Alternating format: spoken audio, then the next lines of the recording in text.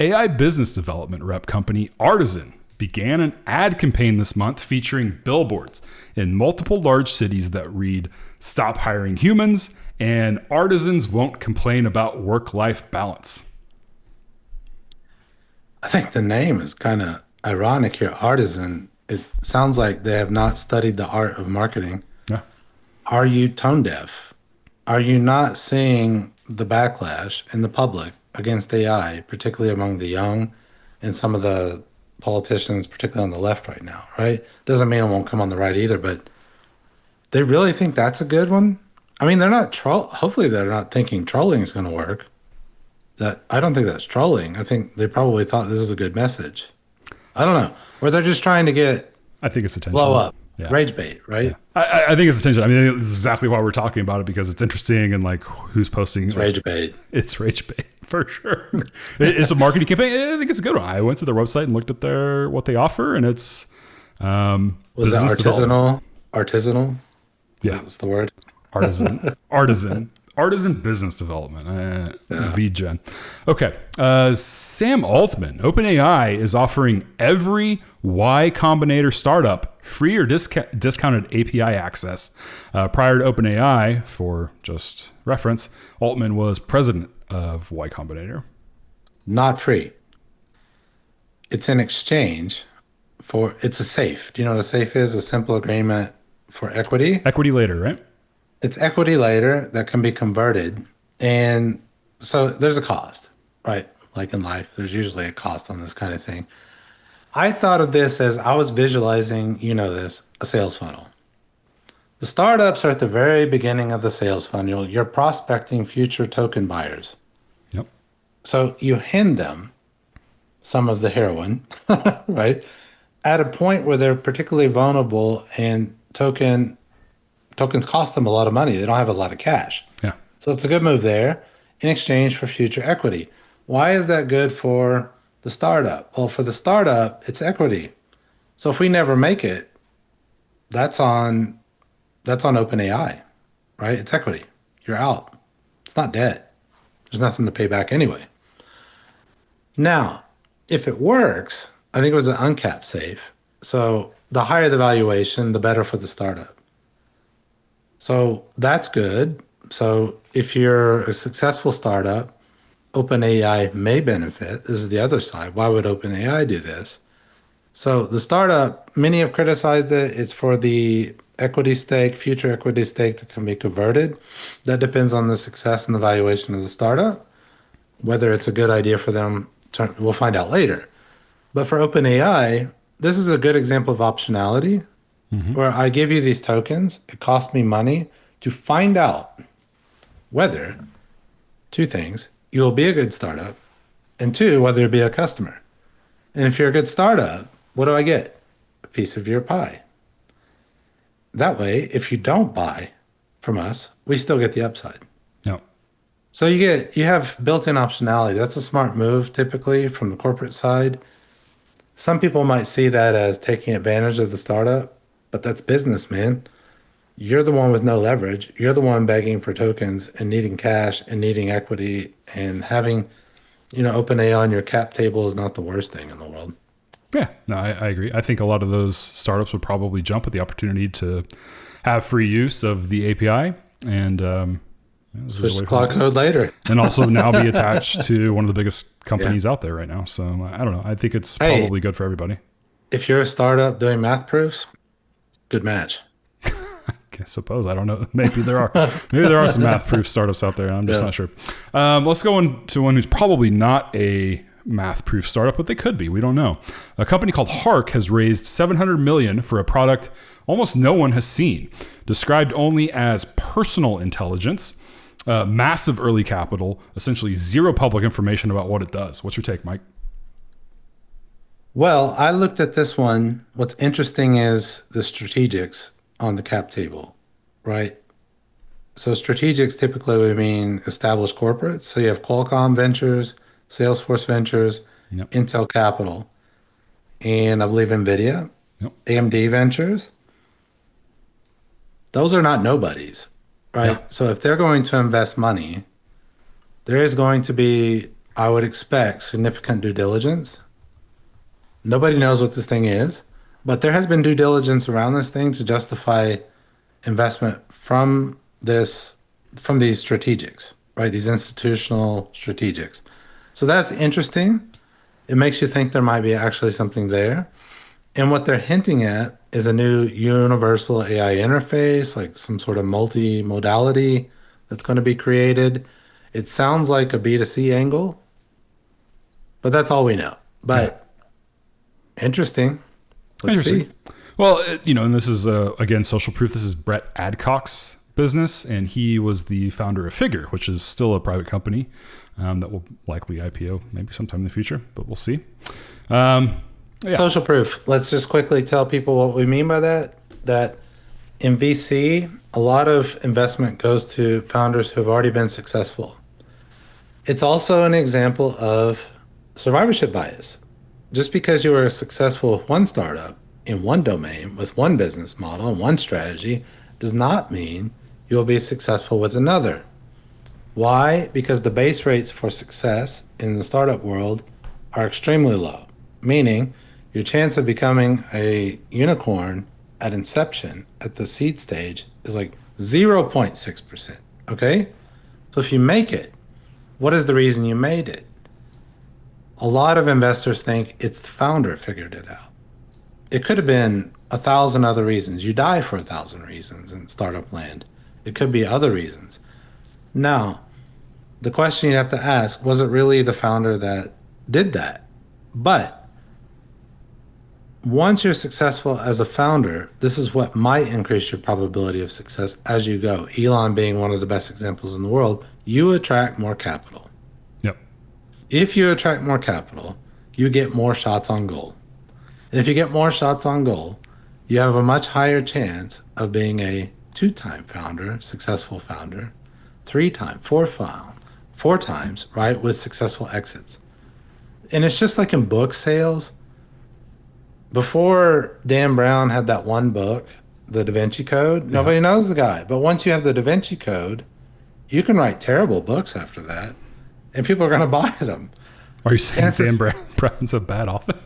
No, but I have friends. Breaking I think he's a good example of riding a particular cultural wave at exactly the right time. It was good on him, right? I'm not criticizing him.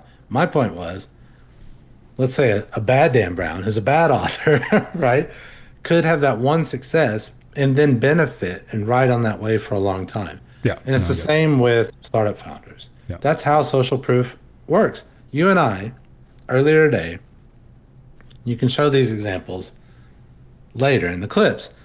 I was sharing a video of Guns N' Roses playing Don't Cry in a bar in LA before they were famous.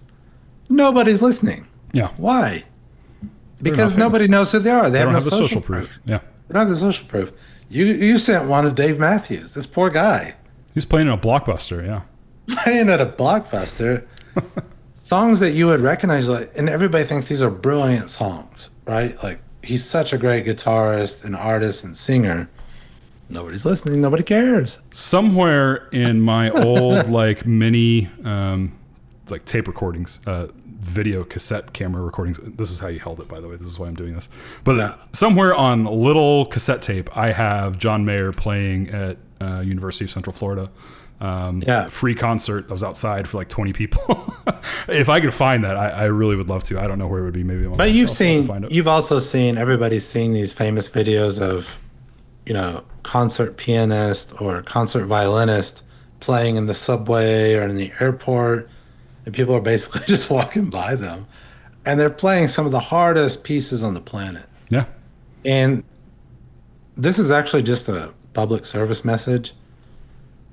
The social proof is dangerous, right? It's dangerous because you may be just falling for a charlatan and survivorship bias, that you attribute all success to the person and not to the circumstances. Luck does help, right? And the question is, which factors dominated? Was it the founder, or was it you got lucky, you rode a trend? And nothing wrong with that. Good on you. But it doesn't suggest that you'll be lucky with your next bet. But having the extra social proof and capital gives you supreme advantages over others because you already have one victory. We rode that one too far, but it's something I think we say social proof a lot. You need to understand what we mean and why it matters, especially in VC. XAI launched Grok Build, an agentic coding tool positioned directly against Claude Code and OpenAI's Codex. With Grok's consumer usage reportedly declining, this looks like a pivot towards enterprise developer tools. I don't know how Grok's supposed to penetrate enterprise.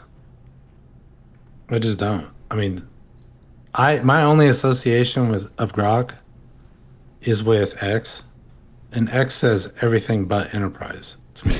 I agree. Just read the post, right? LinkedIn, if there was a LinkedIn build or a LinkedIn agent, that would make more sense to me. That's perfectly tuned to a corporate audience and corporate platitudes. Grok is anything but, in my mind. Well, LinkedIn made their AI play. It's you can ask it about jobs. Yes, and job get ghosted. openings. So is this Cursor? Is this, because this is what Cursor did, right? It was a dev tool. It was a Claude Code competitor. So it could be. I don't know. Could be. We'll have to see. Amazon. Let me link these next two together because they're related. Alexa Plus can now generate personalized podcast episodes on demand. Amazon is betting AI-generated audio is the next front in the battle for attention. Spotify, and the same week, has launched now a desktop app for generating personalized podcast episodes for contents you choose. A direct shot at Google's Notebook LM, and there's been some other podcast platforms out there that I've heard of in the past. But what's your take on this, Mike? I've never used these, so I don't know. My thought was back to capabilities. Spotify has the brand for it. Yeah. So presumably, Well, Amazon has Audible as well, so don't. Yeah, I know. I mean, it seems like join the party kind of move strategically. Like you have the capabilities, you have the audience, you're already known for a streaming podcast. Why not? Yeah. Will Apple do it? Apple Podcast? I don't know. Probably. Maybe. Probably. The original pitch for this, at least the way that I heard it, was with Notebook LM. I think they were one of the first. If not, I don't think they were the first. I think there was maybe another smaller player out there. Anyways, was that a lot of people like to digest information now in podcast format. It's just, they like to listen to it on a walk or at the gym or driving in the car. And for some reason, for a lot of people, it gets into your brain really good in a podcast format. So being able to just type in and say, hey, tell me about, what is Cloudflare in a podcast format. And it has, you can say, give me 2 male hosts, a female tell host, me about those TPS reports. Yeah, tell me about lumber. Like, some people just prefer to digest information that way now. And I don't know, I think it's cool, but I think in the same thing we've talked about before is I think podcast authenticity is going to be valued over, I don't know. I'm not worried about, getting Perhaps replaced doing this by AI. it's the question. I think there is the social proof on podcasts, right? I mean, it's the same game in podcasting, social proof. Yeah. Does fair. AI have the social proof? I think one of the analogies maybe has Kindle fared well versus regular books? You would have expected it to displace them, but I was just in Barnes & Noble today. I don't see any slowing down of Barnes & Noble. Now, granted, it's now a toy store and a cafe and it's a Harry Potter store. yeah. That Harry Potter section is massive. and Lego too. I don't know. I prefer Kindle, but so I'm a weird person. I don't read a whole lot. Just let me disclaimer. I don't read a ton, but when I do, I prefer reading either on my phone or my Kindle. And I prefer my Kindle because eye strain, all that. Just something about it. It's easier to hold. It's easier to manage for me.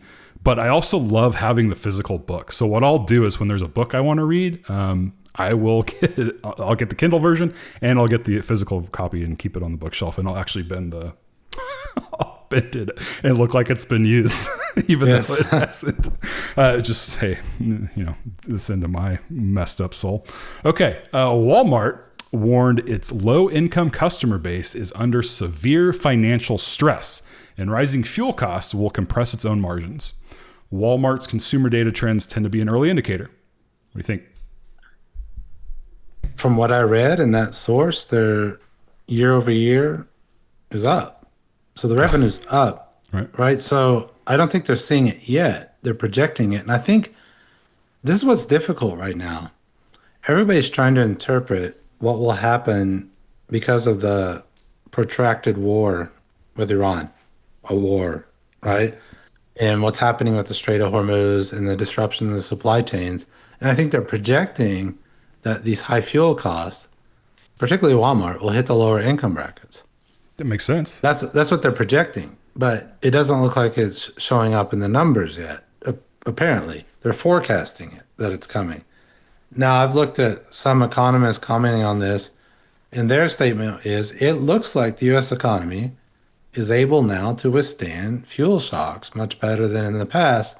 So it's not actually hitting consumers as hard as it could. So that's another perspective out there to think about. And the other thing is, well, if lower income trade down, what are they trading down to? There's nowhere lower to go than Walmart, right? So they may have to, I don't know, skimp on fuel prices. I don't know on fuel. I don't know what they're doing. I would say Dollar Carpooling? General and is lower than Walmart, Perhaps. right? But isn't the same logic true for middle class trading down from Trader Joe's and Target? Wouldn't Walmart just pick up those? Assuming, I don't even know if this is true, Walmart is cheaper. I don't often think it is. It's very similar in Well, pricing. the strategy behind this, in my opinion, is sounding a warning blare before it happens is smart because Walmart's got a lot of pull with, it all goes to lobbying, political policy, getting things done in your favor. That's where I took it in my head that this war may end and this may never come to fruition. Is they could be sending a message to Washington, fix this, clean this up, or your voters are going to turn on you. I don't know. Well, Iran seems pretty intent on keeping their nuclear capabilities, so I don't know. Yeah. Who knows? I guess that's not topic for this show. But Humanoid, let's move on, has announced a partnership with industrial giant Schaefer to deploy thousands of robots into manufacturing facilities. We talked about Humanoid in an earlier episode as I believe they were working on a pilot program with Siemens, if I remember correctly. That is correct. We have talked about humanoids in 3 particular countries: South Korea, Japan, right? Japan and Germany. I think Korea is another one that we've looked at. Schaeffler is German. Siemens is German. A few other examples we looked at were German. They're all German industrials, and German industrials have been particularly hammered by energy costs. Their energy bets didn't exactly pay off. The Ukraine war erupting disrupted the Russian gas, shut it off. And so they've been hammered on the energy cost front. Their labor costs are extraordinarily high, and they have a high regulatory burden. So if you put all that together, then you have a pretty potent cocktail for exploding cost. And so I saw an article about another German industrial, and the idea was that they're not outsourcing anymore. They're not offshoring their labor. They're going to do humanoids in their home environment. They have strong unions there, and this is the question I had, it'll come up later, is what is the union strategy going to be when your labor costs are causing now companies to capitalize your labor costs and buy humanoids? So a lot of the people are now going to be accusing these German companies of not just using humanoids locally and then moving to China, moving out of Germany.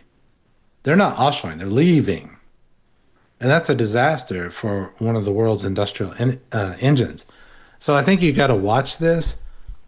And if you're invested in Germany and you're thinking about what happens to that SME, small, medium-sized enterprise, up to large industrials, if you invest in that region of the world, know that this is a particular response to that environment. And Schaeffler is a German tier 1 automotive components mobility company like Bosch and the rest. Interesting. Jane Street. New allegations claim that they had access to a private Telegram group with inside knowledge about Terra USD ahead of its 2022 collapse. One of the most serious market manipulation allegations in crypto history, if it proves to be true. And it's involving one of the most sophisticated trading firms. Hey, If it's called crypto, it might be called that for a reason. So the actual claim here is they had Jane Street had someone who used to be I think Jane Street had an intern that used to be part of Terra USD, or maybe I have it backwards. They were an intern in one place or the other. Anyways. But that person had still contacts with people working on the Terra project. Terra is a stable coin, which I need to learn more about stable coins, but the theory behind a stable coin is it keeps a relative value compared to the US dollar. So in this case, Terra was pegged at $1 per Terra coin. And the way that they accomplished that was it was married to another coin called Luna coin. Luna coin was supposed to have all the volatility. So what they would do is they would mint more Luna coin to offset devaluation in Terra coin, keeping it pegged at $1, and then the volatility goes over to the Luna coin. That's the theory behind it. It sounds kooky looking at it now in reverse. And it was all automated, and that went off by a little bit. People started freaking out. This thing had a $50 billion market cap somehow, and all that money started, run on the bank style, leaving. So both coins ended up crashing. And the allegation here is that Jane Street employees had a shared chat with Terra employees or workers or founders or whomever. And basically Terra knew of this instability. They took a lot of their money out of the project. I think all their liquidity they took out, Terra did. And then 9 minutes later, Jane Street did the same thing. Took a big chunk of it out. And then they made like $123 million betting against Terra USD. The only way to do that legally is if you're a congressman. So that's true. Pelosi can do that. Jane Street also has been accused of manipulating, not accused, but I think they've been found guilty of manipulating markets in India, and they're protesting it, whatever, but they were buying basically a market index in India, and the index in India was thin enough, had a small enough value that Jane Street could completely manipulate it. So they would put in 20% of the whole market value of India in the morning, and then they would take short positions on options, and then they would take their money out and they would win on the options. Crazy. Let's move on to the Trump administration now. Yep. Speaking of, quietly delayed an AI security executive order, with Trump explaining he didn't want the language slowing down AI development. The clearest signal yet, this administration will choose acceleration over guardrails. The clearest signal after sending a mixed signal the last couple of weeks, and we did a whole section on the art of the deal. So what was the mixed signal? It was Vance and others, right, saying we may have to come to the table and talk about some AI guardrails, or at least talk about how we might release AI into the wild, particularly in national security applications. And that sounded like the administration was open to maybe slowing down AI and focusing more on safety. But what did I say? Well, it's art of the deal. So art of the deal is you float out some escalation, right? We're going to slow this down. Then you meet with the companies, and here's what we don't know. Trump immediately reverses it after these meetings to say we're now in favor of acceleration, as I've always been. We don't know what those conversations were and whether any sort of negotiations went on, whether the administration got some guarantees that it was looking for. We just don't know what could have reversed it in just a week, actually. So that you had one message 2 weeks ago, another one last week, and a new one this week. That looks like par for the course. I don't know. I think it was maybe Jeff, Mark, Elon. We need some more money from the ballroom. So we're going to do this unless, we get that. Who knows? Yeah. I'm speculating. Who knows? Samsung's union authorized a strike at its memory chip plants, then pulled back to put a wage deal to a member vote. A prolonged strike there would have sent a real ripple effects through the global semiconductor supply chain. Yeah. So I hinted at this earlier, that if you are in labor unions, you got to be very careful what your strategy is right now. Because this looks like a global race in AI. Yep. And having expensive labor is a disadvantage. You have companies coming up with humanoids, robotics, specifically to replace the people in your union. So what do you do? Is now the time to play hardball? And we're already seeing some of the reactions to the displacement, right? Politically. What do you do as a labor union? I'm actually genuinely curious what they can do right now because there are products on the market that can displace your people unless you get legal authority to block it. And could your strategy be one of augmentation? We're not against the humanoids if they're paired with our workers. Yeah. And it makes everybody more efficient, productive. So I think they have actually a really, really difficult environment to deal with right now, even in Europe. So Europe, I mean, Germany is a good example. They have extremely strong labor protections, and traditional German industrials are going for humanoids. Yeah. I don't know. It'd be interesting to talk to a labor leader. Maybe with something we can look at doing. That would be kind of cool. It would be cool. It's interesting. So Samsung, what did they do? I wrote it down here. They 48x'd their operating profit year over year. And that's why the labor union thinks that they want a piece of the pie. Now, I don't know what type of jobs they're wanting those bonuses for. If it's just machine operators, But be careful. Profit is not cash, so we don't know. That's fair. And I don't mean to disparage machine operators while I'm at it. Well, you also got to think every company out there right now is taking that cash and investing it heavily into AI and capital. Yeah. So there may not be cash left over for anyone. Yeah. Well, after the executive bonuses, of course. But so be careful when you're thinking through the financials that the profit doesn't just get distributed to executives and workers. It actually goes back into capital. Well, that's what capitalism is. Yep. And right now there's heavy reinvestment into AI and redeployments of capital ostensibly, right? It looks like they're investing into AI and then they justify the cuts to labor by those investments. So that's just a very difficult strategic playing field as a labor union. Yeah. Honestly. No, that's why I haven't really thought about labor union strategy before, but I think it's a very fascinating question. It is. Hey, you've just watched a clip from Show Your Priors podcast. Check out our main channel for full episodes. We have a new one every Tuesday. If you liked what you saw, give us a like and subscribe. It's free for you and helps us out a ton. Did we miss something during our discussions? Let us know in the comments below. Thanks, and we'll see you on the next one.